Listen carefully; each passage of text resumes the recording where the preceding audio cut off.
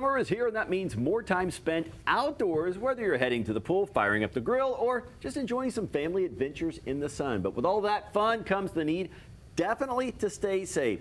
Joining us again, welcome back, Loida. I appreciate you with the American Red Cross. You do such great work. So welcome back to the big show again. Thank you for having me. Glad to be here. Always glad, because you always have some great information for us. So what are some of the biggest safety risks that people tend to overlook during the summer while we're just concentrating on having fun?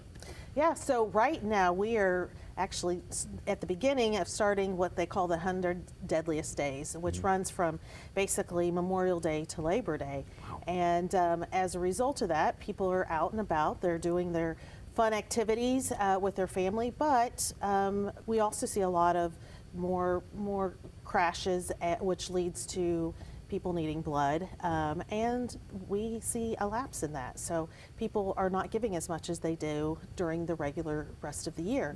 And so giving blood is really important, because as we know, chronic diseases, they don't take a break, and so we just need to continue to do that. We actually are offering a blood drive coming up in our office on July 6th from 12:30 to 5:30. So Always important to give blood, because everybody's going to need it every day.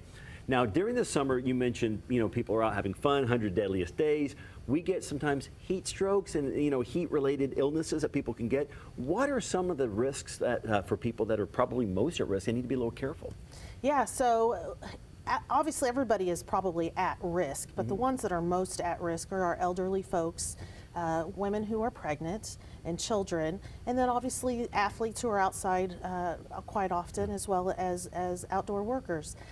With that, we would suggest that you make sure you're definitely keeping your water intake up, making sure you're keeping those electrolytes going, making sure that you are taking a break, going inside, where there is some air conditioning. That's really important to take those breaks and do that. If you don't have air conditioning, fans are always good, or go to the mall, maybe even go to the library. Those are some other great options for you.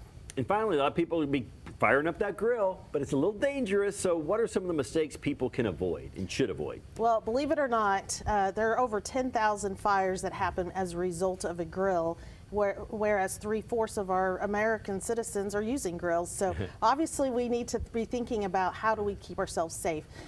One of the things that we see a lot of are people not supervising or walking away from their grill. That's important that you're doing that, making sure you're also being aware of where that grill is placed. Is there things overhead? Don't grill too close to the house. That's how decks catch on fire. Making sure that you're keeping, you're not adding more lighter fluid after that fire starts, and then all of a sudden you have a huge burst of fire. So I think those are some important things. And then this was probably obvious and goes without saying, but don't grill inside the house. So There you go. And people have tried that. Yes, I have seen it. Thank you so much again. So many things to be aware of. Just be aware of it and get some information so that way you can have fun in the next 100 days. Don't risk it. For more information, just check out redcross.org.